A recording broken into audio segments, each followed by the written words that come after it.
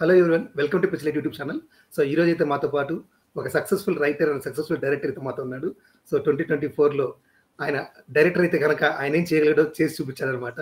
So ఆయన ఎవరో కాదు, జనక అయితే కనుక డైరెక్టర్ సందీప్ రెడ్డి బండ్ల గారు మనతో ఉన్నారనమాట. So let's ask our questions and get to know what actually went through. So hi sir, thanks for accepting hour invitation and thanks for being on live. Hi Andy, thanks for inviting actually. Thank you so much and I wish you all the best. You get as many followers as possible, as many people who get inspired from you. Yeah, So my best wishes to all of you. Yeah, and congrats for the success of Janaka అయితే కనుక sir. Thank you Andy, thank you so This is your debut actually. So first ball six అయితే కొట్టారు గట్టిగా. Thank you. Yeah. So basically, we all know like Sandeep Reddy Bandla is a writer team లో ఉన్న Prashanth Neel team లో అనేసి out of the sudden ఈ జనక అయితే కనుక అంటే ఒక సలార్ చూసుకుంటే ఒక జనక అయితే కనుక చూసుకుంటే రెండు చాలా కాంట్రాస్ట్. సో ఎవరికైనా చూపిస్తే ఈ సలార్ లో రైటర్ అయినా ఈ సినిమా తీసిందంటే నమ్మలేరు అనమాట. సో అంత కాంట్రాస్ట్ గా. So how it came sir actually? It was a long journey sir. Actually నేను ముందు SVC లో నేను వేరే డైరెక్టర్ తో రైటర్ గా వచ్చానండి. నేను రాజ్ గారి దగ్గర 2017 నుంచి ఉన్నానండి. 2017 నుంచి రాజ్ గారి దగ్గర ఉన్నాను. సో అక్కడ రాజ్ గారితో బాగా ట్రావెల్ ఉన్నప్పుడు నేను వేరే డైరెక్టర్ కి రైటర్ గా వెళ్ళాను అనమాట. సో ఆ ప్రాసెస్ లో నాకు హర్షిత్ గారు పరిచయం అవటం, ఆ ప్రాజెక్ట్ టేక్ ఆఫ్ అవ్వలేదు. ఒక 3 years ట్రావెల్ చేసిన తర్వాత కూడా ముందుకు వెళ్ళట్లేదు. So then I moved out of that project. నా ఐడియాస్ నేను రాజు గారితో షేర్ చేయడం జరిగింది. సో ఈ జనక అయితే కనుకనే కదా 2020కే ఓకే అయిపోయిందండి. So I was just finding actors, narrations అవి జరుగుతున్నాయి. సో ప్రాపర్ గా టేక్ ఆఫ్ అయితే కాలేదు. Script was ready by 2020. ఈ ప్రాసెస్ లో నాకు హర్షిత్ రెడ్డి గారు ఉన్నారు కదా, రాజు గారి నెవ్యూ. సో ఆయనకి ప్రశాంత్ నీల్ గారు బాగా ఫ్రెండ్ అనమాట ఉగ్రం నుంచి. సో హర్షిత్ గారి ద్వారా నాకు ప్రశాంత్ గారితో పరిచయం ఏర్పడటం, KGF 2 షూటింగ్ జరుగుతున్నప్పుడు అలా నాకు 2-3 మీటింగ్స్ తర్వాత ప్రశాంత్ గారు అవకాశం ఇవ్వడం జరిగింది. సో జనక అయితే కనుక ప్రాసెస్ లో నాకు సలార్ అవకాశం దొరికింది అనమాట. సో సలార్ జరుగుతున్న ప్రాసెస్ లో నరేషన్స్ అయి చెప్పడం, మళ్ళీ బ్రేక్ పడటం, మళ్ళీ ముందుకెళ్ళడం. You know how it is actors, మనం నరేషన్ చెప్తూ ఉంటాం కదా. సో అట్లా it was a long journey, long 4-year journey. Ultimately with Janaka Aithe Ganaka 2024 లో అల్టిమేట్లీ అది ప్రాజెక్ట్ గా ముందుకు వచ్చింది. I know with respect to genres contrasting, ఒక పక్కన పాన్ ఇండియా పక్క మాస్ మూవీ, ఇటు సైడ్ ఏమో ఓ చిన్న మధ్యతరగతి కుటుంబంలో జరిగే కదా. పర్సనల్ గా నన్ను డైరెక్షన్ ఎలాంటి కథలు చేస్తావు అంటే, ఒక థాట్ ప్రొవోకింగ్ ఐడియా, ఒక very rooted middle class idea is my genre of film to tell a story. As a writer I think I decently fit to any genre, to any director. A director కైనా వాళ్ళ genre లో నేను input చేయగలుగుతానని నాకు నమ్మకం ఉంది. So మీరు అన్నట్లయితే ఇప్పుడు హర్షిత్ గారి ప్రొడక్షన్ హౌస్ లో బలగం కన్నా ముందు రావాల్సింది మా మంది. కరెక్ట్. ఓకే. సో ఈ ప్రాసెస్ లో బలగం ఓకే, బలగం ముందు వచ్చింది, తర్వాత మంది వచ్చింది. బలగం వచ్చింది, తర్వాత love me if you dare వచ్చింది. కరెక్ట్. తర్వాత ఆకాశం దాటి వస్తావా అని ఒక సినిమా మనకంటే ముందు అనౌన్స్ అయింది. లాస్ట్ అనౌన్స్మెంట్ నాది వచ్చింది, కానీ మన సినిమా ముందు రిలీజ్ అయిపోయింది. So how Suhas got roped into this project sir? Narrations sir, it's been a long travel and చాలా మంది యాక్టర్స్ కి చెప్పుకుంటూ తిరిగే ప్రాసెస్ లో ఎక్కడో ఆ డేట్స్ కుదరకపోవడం అలాంటివి జరిగినాయి. అల్టిమేట్ గా సుహాస్ గారు వినటము, విని వెంటనే ఓకే చేయడం జరిగింది. ఇట్ వాజ్ జస్ట్ 10 minutes కూడా తీసుకోలేదు ఆయన. సో అలా ఓకే చేశారు. రాజు గారు సజెస్ట్ చేశారు అనమాట సుహాస్ కి చెప్పిన. అప్పుడు రైటర్ పద్మభూషణ్ సినిమా రావటం అందరికి యునానిమస్ గా నచ్చింది. చెప్తా ఉన్నారా, చెప్పేస్తానండి దాన్ని ఉందని చెప్పాను. ఆయన విని ఇమీడియట్ గా ఓకే చేయడంతో ప్రాజెక్ట్ ఫ్లోర్స్ మీదకి వచ్చింది. సో ఆయన కూడా ఎప్పుడన్నా is always my first hero, మన ఫస్ట్ క్రష్ లాగా. అండ్ సుహాస్ గారు చేసిన తర్వాత ఆ క్యారెక్టర్ ఇంకొకరు ఊహించుకోలేకున్నాం సార్. అంత ఇంపాక్ట్ ఉంది ఆ క్యారెక్టర్. వెరీ ట్రూ, చాలా బాగా చేశారు. అంటే ఇంకా ఆయన జీవించారు అని అంటుంటారు, పెద్ద మాట తెలుగులో. అంటే ఈ లివ్ ద క్యారెక్టర్ అనే ఫీలింగ్. అంటే చాలా జెన్యూన్ గా ఉంటారండి సుహాస్ గారు. స్క్రీన్ కెమెరా ముందర ఎలా ఉంటారో, కెమెరా ఆఫ్ ద కెమెరా కూడా అలాగే ఉంటారండి. So you don't feel he's acting. So you will feel the character. Suhas కనపడరు, ఆ క్యారెక్టర్ ప్రసాద్ అంటే ప్రసాద్ లా కనపడతాడు ఆయన. Very true sir, very.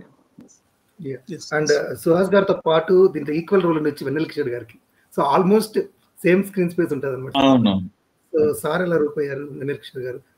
నాకు నా వెరీ ఇంట్రెస్టింగ్ అది కూడా. ఫస్ట్ నేను స్క్రిప్ట్ రాసుకున్నప్పుడు నా హ్యాండ్ రిటన్ పెన్ లో 2020 జూలై అండి. సో అప్పటి నుంచి జడ్జ్ ఆర్పి గారు అనే రాసుకున్నాను. ఆర్పి అనే ఉంటది నా పేపర్స్ లో.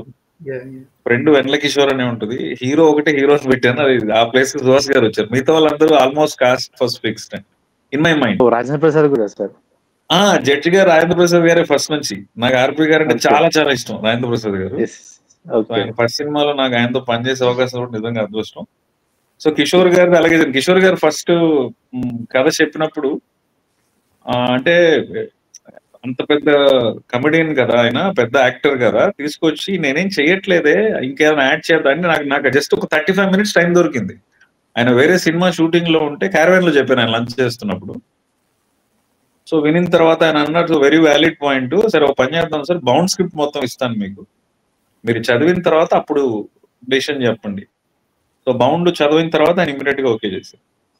ఆయన ఏమి చేయకపోవటంలో ఆ చిన్న చిన్న రియాక్షన్స్ లోనే కోర్ట్ లో ముఖ్యంగా ఫ్రెండ్స్ కిడ్స్ తో ఉన్న జర్నీ గానీ ఇటు కోర్ట్ లోది కానీ చాలా బాగా వర్క్ అయిందని అనిపించింది నాకు. I hope you guys enjoyed. Honest గా చెప్పండి, బిస్కెట్ వర్క్ లేదు sir, each and every frame enjoy చేశాం సార్. యాక్చువల్లీ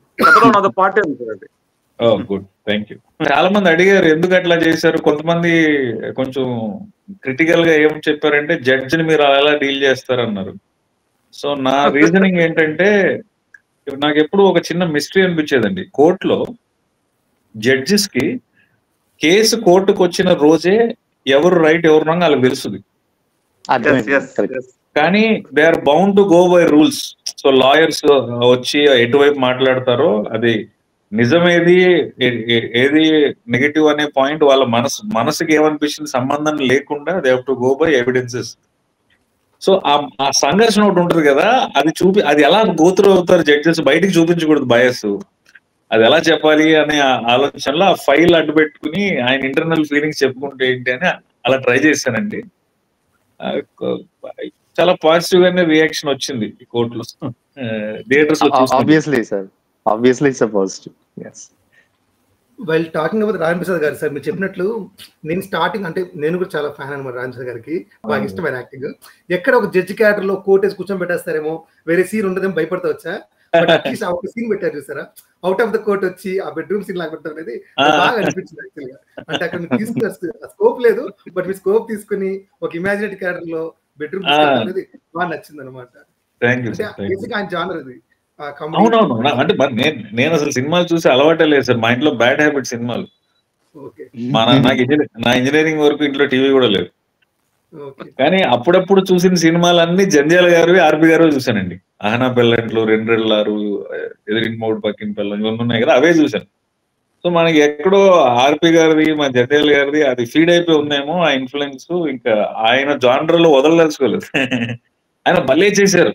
అంటే ఆర్పి గారు చూడండి, ఎమోషనల్ లైన్స్ వచ్చినప్పుడు ఆయన చిన్న లుక్ చేయటం, అమ్మాయి కోర్టుకు వస్తుందా రాదంటే వీడి పట్ల కన్సర్న్ చూపించడం, at the same time bias కనపడకూడదు, అలాంటివి భలే చేశారు.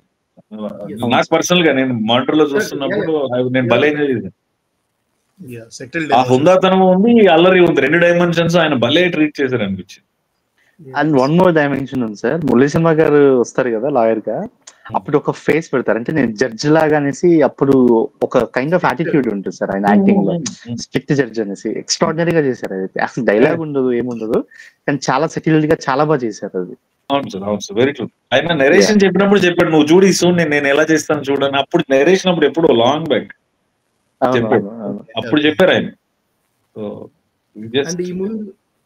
ఈ మూవీలో వస్తే మ్యూజిక్ సార్, యాక్చువల్లీ మీరు ఎలా ఎక్కిచ్చారో తెలియదు విజయ్ బిల్కిన్ గారికి, మీకు ఎలా కావాలో ఆ టెంపో క్రియేట్ చేశారు సార్. మూవీ అంతా అంటే ఆ ఎమోషన్స్, ఆ సీన్ ఏదైతే జరుగుతుందో ఆ ఎమోషన్ ఆ మ్యూజిక్ బీజిఎం తో మాకైతే ఎక్కిపోతుంది అనమాట. ఆ రేంజ్ బీజిఎం అయితే ఇచ్చారు cinema overall.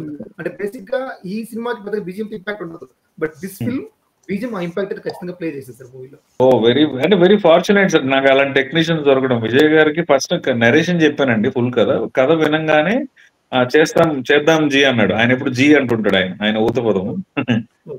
So very honest discussion sir, referencing ఎప్పుడు మాడుకోలేదు. అంటే ఆ ఫ్రీడమ్ ఇచ్చారు ఆయన, నాకు ఇచ్చారు, నేను ఆయనకి ఇచ్చాను. So it's all his expertise. నేను చేసింది ఏం లేదు, నేను కథ చెప్పాను అంతే. డిస్కషన్స్ లో నుంచి వచ్చింది. నేను నాట్ బీయింగ్ హంబుల్, హ్యూమిలిటీ ఇవన్నీ కాదు, నేను ఆనెస్ట్ గా చెప్తున్నాను. నా ఫేవరెట్ నా పిల్లమైన పాట చాలా సెన్సేషన్ అయింది. It is still on. Very lucky ఆ దాంట్లో ట్యూన్ కుదిరింది.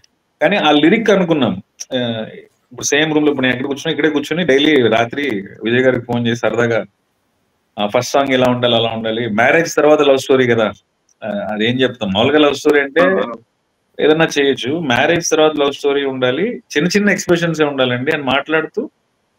ఇప్పుడు నా పర్సనల్ లైఫ్ తీసుకుంటే నేను సాఫ్ట్వేర్ జాబ్ ఒక 8 years జాబ్ చేసి మానేసి సినిమాల్లోకి వచ్చానండి. నా వైఫ్ ఇంకా పనిచేస్తుంది సాఫ్ట్వేర్ లో. సో నాకు అర్నింగ్ ఏం లేదు. మీకు తెలుసు కదా, డైరెక్షన్ డిపార్ట్మెంట్ రైటర్ల కంటే పెద్దగా we want enthusiastic writers in direction department. అంటే డబ్బులు ఇవ్వమని చెప్పడానికి ఇది ఇంగ్లీష్ వర్డ్ అండి. సో ఆ కేటగిరీలో ఉన్నాను. సో నాకు నా wife has been a very big support financially. So నేను పలానా హీరో ఫ్యాన్, పలానా హీరోయిన్ ఫ్యాన్ అని చెప్తాం కదా, నా ఫేవరెట్ నా పిల్లవని మనం ఎందుకు చెప్పకూడదు అనే మాటల్లోంచి రావటం, దానికి కేకే గారు అద్భుతమైన లిరిక్స్ రాసి పెట్టడం. విజయ్ గారు నాకు ఫస్ట్ ఒక 30 seconds ట్యూనే పెట్టారు, ఓన్లీ ఇది ఒక హుక్ లైన్ పెట్టి, నా ఫేవరెట్ నా పిల్లమని హుక్ లైన్, మిగతా అంతా గిటార్ లో పంపించారు. సో అక్కడే చాలా పాజిటివ్ వైబ్ అనిపించింది. So purely credit goes to the music director. Song అడిగి మరి డెడికేట్ చేయించుకుంటున్నారు సార్. మీరు అన్నారు ఇందాక ఈ సాంగ్ ఇప్పుడు ఆన్ అన్నారు కదా, it will be there for at least 2 decades. Thanks for giving this song. So will be having dedication to our wives. Thank you. అది కూడా ఫస్ట్ వైఫ్ డెడికేట్ మీద పాట రాలేదు. So I think that will help us. yes కొన్ని చోట్ల అయితే అడిగి మరీ డెడికేట్ చేయించుకుంటున్నారు. నాకు ఈ సాంగ్ డెడికేట్ చేయండి వైఫ్. పాయింట్ యాక్చువల్ గా సార్, నేను నార్మల్ గా ఏంటంటే ఈ సాంగ్ ఎప్పుడైనా ప్లే అయినప్పుడు జనరల్ గా ఇప్పుడు మన వైఫ్ తో కలిసి కూర్చొని మేబీ చూస్తా ఉన్నాం అనుకోండి ఫర్ ఎగ్జాంపుల్ ఈ సాంగ్.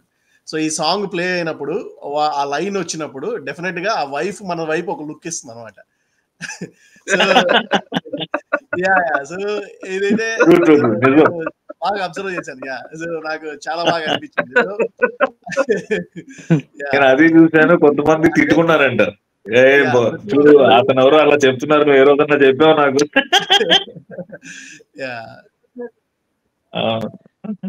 ఇట్ టచెస్ ఎవ్రీవన్ అది చెప్పడానికి. Thank you. So will go to into movie detailing, movie break down thing. So before that మా టీం నుంచి ఒక చిన్న డెడికేషన్ ఉంది సార్ పోయిటరీతో. So Girish will recite that. Please నాకండి మూవీ గురించి అండి. ఓకే సార్, చిన్న పోయాము. అరే ఉన్న జీతం చాలక అల్లాడుతున్నా బాలక, నువ్వు పెట్టమాకు చురక, నే పారిపోతా షూరుగా జనక అయితే గనక, మా బాబు కొన్న జాగా చెరువై నీళ్లు రాగా, ఫ్రస్ట్రేషన్ లో ఉండగా నే పారిపోతా షూరుగా జనక అయితే గనక, సేఫ్టీ రోజు వాడుతున్నాగా వైఫ్ ప్రెగ్నెంట్ అయ్యే సడన్ గా, లైఫ్ లో కొత్త ట్విస్ట్ వచ్చేగా నే పారిపోతా షూరుగా జనక అయితే గనక, కోర్టులో కేసు వేసినానుగా అది గెలుస్తా షూరుగా, కోటి కొట్టేస్తాను మెల్లగా, నాకిక వేరే ఆప్షన్ లేదుగా మరి జనక అయితే గనక, లైఫ్ సెటిల్ అయింది హాయిగా ఇక ఉండొచ్చు అనుకొని జాలీగా, ట్విన్స్ పుట్టేశారు సడన్ గా, నాకు కష్టాలు ఇంకా తప్పవుగా మరి జనక అయితే గనక. Very nice sir, very nice. Hi fi చాలా వచ్చింది. ఐ విష్ మీకు వచ్చిన తెలుగు నాకు వచ్చింది ఎంత బాగుంటుంది నిజంగా. Thank you sir very honestly. Thank you very much. So movie details లోకి వెళ్తే సార్, యాక్చువల్ గా ఇది చూడడానికి ఒక చిన్న స్టోరీ అనిపించచ్చు, but the layers which you have touch in this movie sir, ఒక మిడిల్ క్లాస్ ఎమోషన్స్ అయితే ఉంది, ఒక ఫాదర్ సన్ బాండింగ్, ఒక husband wife bonding, parenting difficulties nowadays, and marketing reality, ఎలా జరుగుతుందని, and friendship goal, and constructions, I mean land, real estate. అంటే మీరు చిన్న కథ ఉన్నా కూడా చాలా ఎలిమెంట్స్ టచ్ చేస్తారు సార్ యాక్చువల్గా. అంటే you touch every single element actually. So ఇంత చిన్న కథలో ఇన్ని ఎమోషన్స్, ఇన్ని లేయర్స్ టచ్ చేయడం అనేది చాలా గ్రేట్ అటెంప్ట్ సార్ యాక్చువల్గా.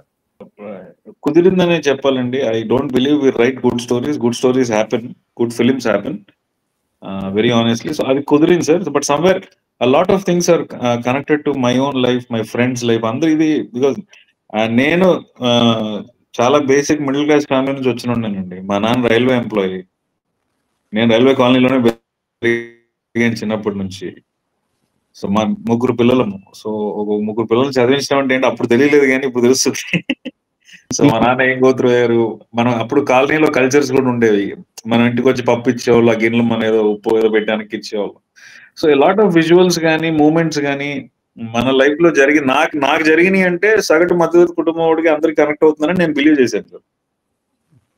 సో ముఖ్యంగా ల్యాండ్ సీన్ అయితే చూసిన వాళ్ళు ప్రతి ఒక్కరు sir, I think 100% success rate. ఇది నా సీనే, మా నాన్న ఇలాగే చేశారు.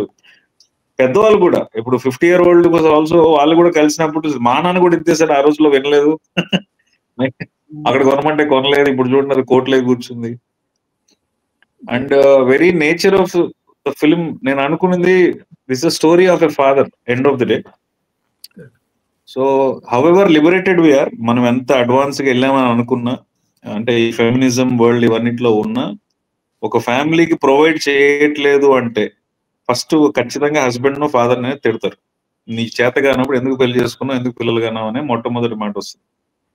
వైఫ్ ఐఏఎస్ అవ్వచ్చు, డాక్టర్ అవ్వచ్చు, పెద్ద ప్రొఫెషనల్ సంపాదిస్తుండొచ్చు, కానీ హస్బెండ్ సంపాదించకపోతే లేదా ప్రొవైడ్ చేయలేకపోతే ఒక ఫెయిల్యూర్ గానే చూస్తారు. సో నేను కథ ఒక ఫాదర్ ఎమోషన్ గా కథగానే చూశానండి.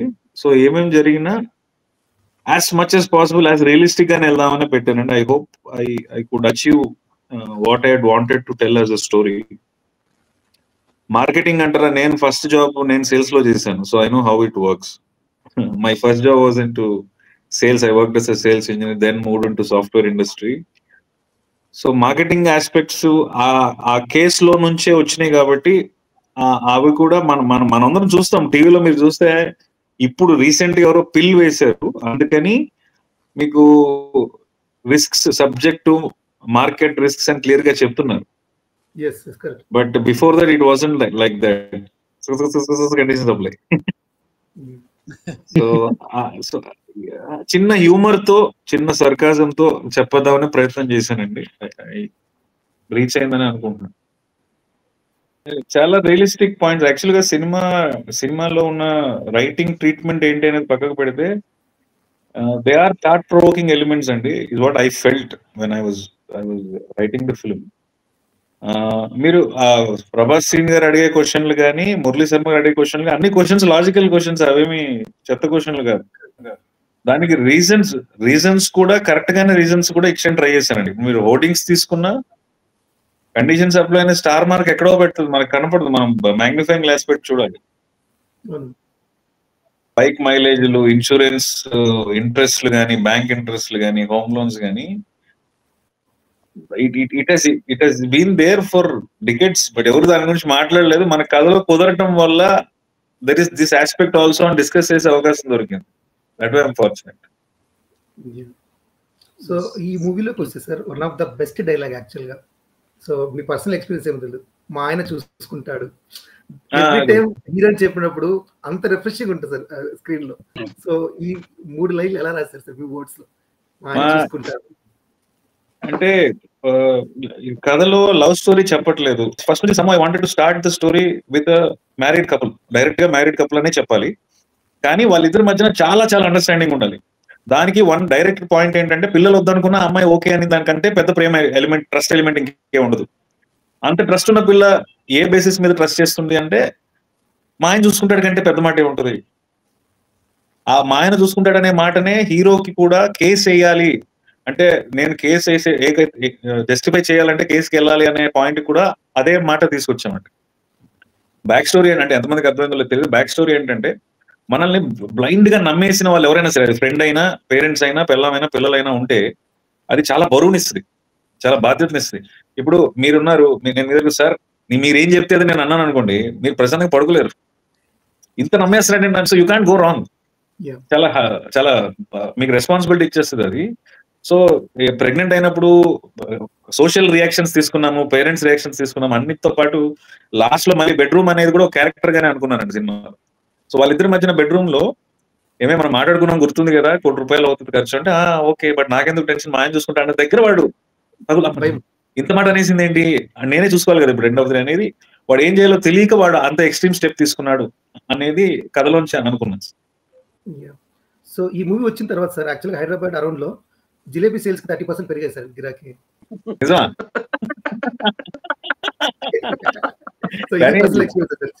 జిలేబీ సీన్ మీద I was very very happy. నన్ను ఇంటర్వ్యూ చేసిన వాళ్ళు అడిగారు, చాలా మంది పర్సనల్ లైఫ్ లో ఫ్రెండ్స్ కానీ ఫ్రెండ్స్ ఆఫ్ ఫ్రెండ్స్ మాట్లాడుకుని నా దగ్గర రీచ్ అయిందండి. I was so happy. చాలా చిన్న మూమెంట్ సార్. యాక్చువల్గా చాలా మందికి విత్ ఇన్ ద టీమ్ పనిచేస్తున్న వాళ్ళకి ఏముంది సీన్ లో అనేవాళ్ళు, నేను లేదబ్బా చాలా ఎమోషనల్ దీంట్లో ఉంటాను. సో అవన్నీ దాటి అల్టిమేట్లీ స్క్రీన్ మీదకి వచ్చిన తర్వాత సో మెనీ పీపుల్, అంటే సర్ప్రైజింగ్ ఫ్యాక్టర్ ఏంటంటే Gen Z, I never expected them to connect to this kind of emotion. 90s kids I can understand. I think more or less we all fall into that group. Gen-Z people, Tinder and dating apps ఉన్న generation కూడా they were so connected. Very very lucky that way. అది reach అయిందని అనుకుంటున్నా. చాలా మంది అడిగారు sir, ముఖ్యంగా ladies ఎంతో మంది సీన్ జరుగుతుంటే పాజులు చేసి హస్బెండ్ పిలిచి చూపించారంట, చూడు ఎప్పుడన్నా చేసావు నాకు ఇది. ఆ సీన్ లో అతను వెళ్ళి అడగడం బాగుంటుంది సార్. యాక్చువల్లీ అంటే దొరకలేదు అన్నది లేదు, దొరికి తీసుకెళ్ళి అంత ఇంపాక్ట్ ఉండదు. వేరే అతను కొన్న తర్వాత కూడా అతని దగ్గరికి వెళ్ళి తన లవ్ కోసం కావాలని అడగడం అనేది చాలా చాలా బాగా చేసిన అక్కడ త్రీ పార్ట్స్ అండి. If you break it down, వీడు ఆఫీస్ నుంచి తిరిగి వచ్చాడు, ఆ అమ్మాయి కూడా మొహమాట పడి అడుగుతుంది. So for the love they have for each other, వీడు బయటకు వస్తాడు, ఇది ఒక బ్లాక్ అనుకుందాం ఆ టైంలో. తర్వాత ఒకడు కొనేసాడు, లేవు 3 షాపులు తిరిగేదాంట్లో ఇది ఎఫర్ట్ ఉంది, లాస్ట్ షాప్ లో ఒకటి తీసేసుకున్నాడు. ఇప్పుడు ఏం చేయాలంటే ఇలా అడగడం వరకు ఒక బ్లాక్, అడిగి తీసుకొచ్చాక వాడు కూడా వీళ్ళంటి మనిషే కదా మళ్ళీ ఆయనకి తిరిగి ఇచ్చే పాయింట్ చూసారు, అది చాలా మందికి నచ్చింది. అండ్ ఈవెన్ ఫ్రెండ్ ఉన్నాడు సార్ యాక్చువల్లీ వెన్నెల కిషోర్, ఆ టైంలో కూడా అంత ఓపిక అతని పాటు తిరుగుతాడు. కరెక్ట్. వాడు పైగా ఎప్పుడు చిరాకు పడకుండా నేను రేపు 2 కిలోలు కొనిస్తాను రా వెళ్దాం పడు. అందులో కూడా ఏమి, బికాస్ వాడు ఐస్ క్రీమ్ కోసం అంతే తిరిగాడు పిల్లల కోసం. If actually observe, first shot లోనే పిల్లలు అడిగారు, వాడు పిల్లల మీద కంప్లైంట్ చెప్తున్నాడు కానీ ఎప్పుడు పిల్లల్ని డినై చేయలేదు. సో లాట్ ఆఫ్ క్యారెక్టర్స్ ఈ సినిమాలో ప్రతి క్యారెక్టర్ అలా కుదిరింది sir. Lot of when I watch the film edit లో ఫైనల్ చూసుకున్న తర్వాత 1 by 1 చూసుకుంటుంటే చిన్న చిన్న క్యారెక్టర్స్ కూడా రిజిస్టర్ అయినాయి. అన్ని క్యారెక్టర్స్ అంత టైం దొరికింది. Very very lucky that this story happen to me. So ఎలా ఒక 70,000 మిగిలి పెట్టినారు సార్, ఒక 20,000 ఖర్చు పెట్టిన ఊటీకి వెళ్ళి వచ్చింది సార్ యాక్చువల్గా. చాలా అడిగాడు పార్ట్ 2. అండ్ మూవీ టైటిల్ కి వస్తే సార్ స్లేట్ ఇది చూపించారు యాక్చువల్గా. సో అంటే చిన్నపిల్లలకు సంబంధించిన సినిమా కదా, చిన్నపిల్లలు ఫాదర్ ఎమోషన్ అటు సైడ్ ఉంటే అదర్ బ్యాలెన్స్ ఇస్ కిడ్ కదా. సో పలక అనేది మన చైల్డ్హుడ్ మెమరీ, సో నొస్టాలజిక్ గా ఉంటుంది. అండ్ ఆ టైటిల్ కూడా ఒక చిన్న పిల్ల రాస్తే ఎలా ఉంటుందో అలా రాయాలని ఆ ఫాంట్ కూడా అనిల్ భాను గారు, నాకు ఇప్పుడు ఛాన్స్ దొరికింది మా పోస్టర్ డిజైనర్స్ గురించి మాట్లాడాను, అనిల్ భాను గారు నిజంగా ఇట్స్ వెరీ క్రియేటివ్ గా చేసి పెట్టారు. But idea behind it was to bring down those nostalgic feeling, those memories, to tell.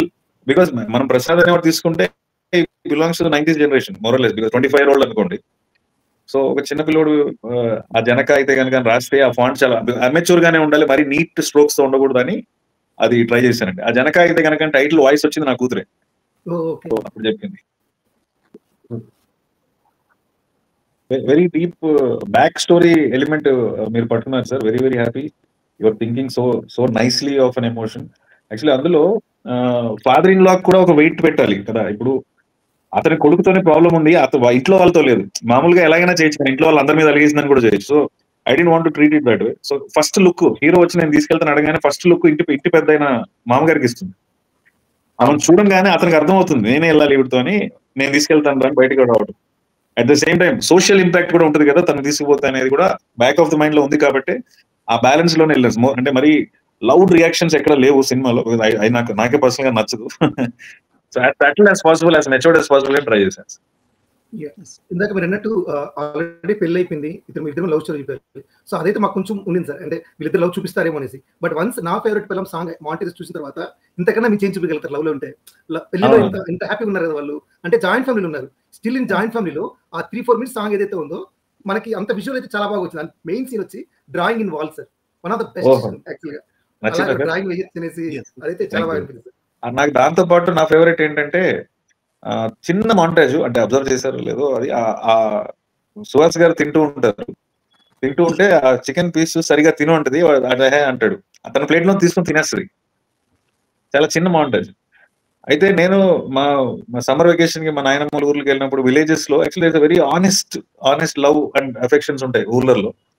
అక్కడ మీరు చూడండి, మనం టౌన్ నుంచి విలేజ్ కి వస్తే చాలా రెస్పెక్ట్ గా చూసుకుంటారు, మన ప్లేట్ లో తీసుకుని తినేస్తారు మన మేనత్తలు, ఆ పిల్లలు, వైఫ్ అండ్ హస్బెండ్లు కూడా. మీరు అబ్జర్వ్ చేస్తే పెళ్లికి వెళ్ళారు అనుకోండి, వాటర్ గ్లాస్, ప్లాస్టిక్ గ్లాస్ లో స్వీట్ వేసుకుని కొంగులు కట్టుకుని ఇంటికి తీసుకొస్తారు పిల్లలకి. ప్రసాదం అయితే ఎక్స్ట్రా కప్పు తీసుకుంటారు, ఆకుతో చేసిన, విస్తరతో చేసిన కప్పు ఉంటుంది కదా, అది బౌల్ ఇచ్చి 2 తీసుకుని వస్తారు. సో ఇవన్నీ బ్రెయిన్ లో ఉన్నాయండి. సో అందుకని చిన్న ఇప్పుడు ఎంత అఫెక్షన్ ఉండాలంటే ఎంగిలి అనే డైమెన్షన్ ఉండకూడదు ఒక ఇద్దరి మధ్యన. అందుకే అంత చిన్న మాంటేజ్, వాళ్ళిద్దరికంటే ఒక సెపరేట్ స్పేస్ అంటానికి ఒక డ్రాయింగ్ వేయడం, అదే మాంటేజ్ ని కథకు కూడా వాడటం అనేది అలా కుదిరింది. అమ్మాయి పొట్ట పెరిగే కొద్దీ, అంటే within the budgets I had, ఆ VFX, that's what we could effort with the time line also, delivery time కి. But I hope it got conveyed, emotion convey అయిందని అనుకుంటున్నా. So magic wash interview scene is one of the most hilarious interview scene ever recent time. So basic గా మీరు చెప్పడం కూడా English మాట్లాడాలంటే, so English తో ఏం పనుంది, నేను అమ్మ మీద తెలుగు వాళ్ళే, నేను మాట్లాడే తెలుగు వాళ్ళే, and that to you have included. అందరూ సాఫ్ట్వేర్కి వెళ్ళిపోతుంటే ఇక్కడ కిందకి వచ్చామంటే you did cut pay of sir యాక్చువల్గా అక్కడ ఆ షాట్ లో. Thank you. అది నిజం అనిపిస్తుంది సార్, నిజంగా. టెల్ మీ కూడా ఇవన్నీ గూగుల్ క్వశ్చన్స్. యాక్చువల్లీ అది పెద్ద ట్రాక్ ఉన్నది, మొత్తం ఫిల్టర్ చేసి ఇంటర్వ్యూకి వచ్చింది. He tries multiple companies. Communication లేదని ఒక చోట వీడు లోపలికి వెళ్ళగానే వెనక్కి వచ్చేస్తాడు, ఇంత నా వల్ల కాదరా బాబు, అందరూ ఎంబీఏలు ఉన్నారని ఒక చోట నుంచి వచ్చేస్తే, ఇది 3వ కంపెనీ అనమాట. సో పేపర్ ఎడిట్ అయిపోయింది, తీసి ఎడిట్ చేయలేదు, పేపర్ లో ఎడిట్ అయిపోయి we just took one interview. And అది ఎందుకు పెట్టానంటే sir, everything is a plant and pay off. ఎందుకు పెట్టామంటే to tell that this boy has certain logic in the brain. వీడికి లాజిక్ ఉంది, వీడేం జస్ట్ ఫూల్ కాదు. బికాస్ గోయింగ్ ఫార్వర్డ్ ఈ కేసుకి సంబంధించిన ఎలిమెంట్స్ అన్నింటిలో వీడి మార్కెటింగ్ ఎక్స్పీరియన్సెస్ వాడారు. మీరు అబ్జర్వ్ చేయండి, మార్కెటింగ్ టాపిక్ చిన్న ఎగ్జాంపుల్ తో చెప్తాడు. ఒక ప్లేట్ ఇడ్లీ మనం కొని బాగోకపోతేనే ప్లేట్ మార్చమనో లేదా డబ్బులు ఇచ్చామని అడుగుతాం కదరా, 40,000 కొట్టి ఇప్పుడు తిట్టరేంటి అంటాడు. సో ఈడి సేల్స్ లో వీడికున్న ఎక్స్పీరియన్సెస్ అన్ని వాడి కేసులో ఉపయోగపడ్డాయి అనేది బ్యాక్ స్టోరీ అండి. చాలా మందికి రీచ్ అయ్యిందో లేదో నాకు తెలియదు. మెంటాలిటీస్ అండి, మిడిల్ క్లాస్ మెంటాలిటీ ఏంటి, పైసా వసూలు కావాలి. 10 రూపాయలు పెడితే 10 రూపాయలు పైసా వసూలు కావాలి. లేకపోతే మనం సేల్స్ ఉన్నది తిడతాము. వాడు చెప్తాడు కూడా, కాదు సార్ నన్ను తిడతారు ఏంటంటే, నా కంపెనీ అనేది అంటాడు. అన్ని కాదు, నువ్వు వచ్చే కాబట్టి నిన్న తిడతాం. ఇప్పటికీ జరుగుతుంది. టాటా స్కై తీసుకోండి, మీరు ఇంటర్నెట్ కేబుల్ కనెక్షన్ తీసుకుని ఏమైనా తీసుకుని ఇప్పటికీ వాళ్ళని తిడతాము. అండ్ వాళ్ళ నాన్నని తీసుకుని పోయి చూపించే సీక్వెన్స్ సార్ యాక్చువల్ గా ఎవ్రీ పేరెంట్స్ రిక్వైర్డ్. అంటే ప్రెసెంట్ జనరేషన్ 90s లో ఉన్న వాళ్ళు వాళ్ళ అమ్మాయినా నాన్నని పిలుచుకెళ్ళి చూపించాల్సిన సీన్స్ అవి. ఒక హాస్పిటల్ అయితే ఉంది, ఒక స్కూల్ అయితే ఉంది. So you touch every point over there actual గా. That one journey I had to fight so much length అని, రిపీట్ అని, రకరకాల డిస్కషన్ జరిగేవి. నేను లేదంటే లేదు సార్, ఇది కావాల్సిందే.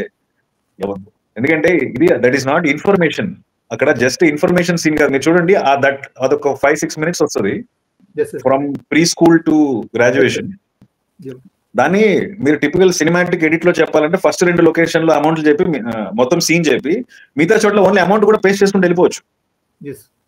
But I had to fight it in the edit room with the producer also, because they were seeing that as information. Because నాకేంటంటే నేను పడొచ్చాను రావని నన్ను అర్థం చేసుకోండి, అది ఇన్ఫర్మేషన్ కాదు, దాంట్లో ఎమోషన్ ఉంది అనేది నా బాధ.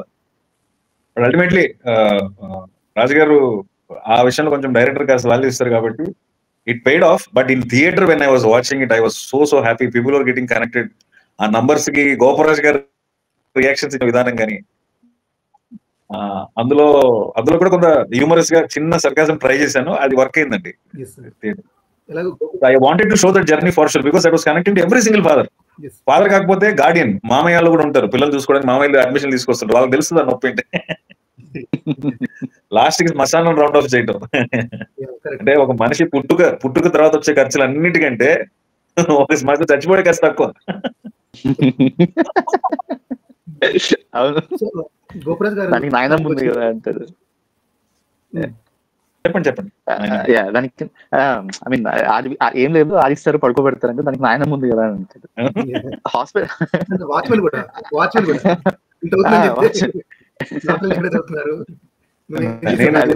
నాకే సెక్యూరిటీ ఉండేవాళ్ళు. హాస్పిటల్కి వెళ్ళాక అమ్మ మాకు చదువులన్నీ వద్దమ్మా, ఓన్లీ కాన్వెంట్ చేసి ఇంటికి పంపిస్తే చాలు అంటే, సార్ మేము అవన్నీ మేము ఎందుకు చేస్తాం సార్, ఓన్లీ కాన్వెంట్ ఉంటాం సార్, అదొక ప్యాకేజ్ లాగా చెప్తారు.